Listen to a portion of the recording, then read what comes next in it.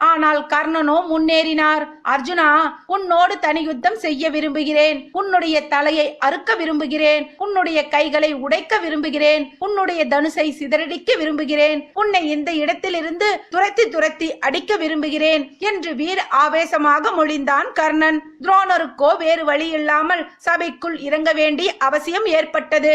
அப்படியா, நான் தயார் என்று அர்ஜுனனோ துள்ளி குதித்தான். தலைப்பாகையை இறுக்கிக் கொண்டான். கவசத்தை சுருக்கிக் கொண்டான். தமையனாரை போய் தழுவிக் கொண்டான். பீமனையும் நகுலனையும் சகாதேவனையும் தொட்டு தழுவி முத்தமிட்டான். ஓடி வந்து சபையில் நான் பூட்டிய வில்லோடு தயாராக நின்றிருந்தான் அர்ஜுனன். கர்ணனும் துரியோதனனை தழுவி கன்னத்தில் முத்தமிட்டு அவருடைய சகோதரர்கள் அருகே அழைத்து அணைத்துக் கொண்டு குதுக்குலமாக நடனமாடி அவருக்கும் சபைக்கு நடுவே பூட்டிய வில்லோடு கூடிய நாணையும் வைத்துக் கொண்டு நின்றார். துரோணருக்கு சபைக்குள் இறங்க வேண்டிய அவசியம் ஏற்பட்டது. அர்ஜுனனோ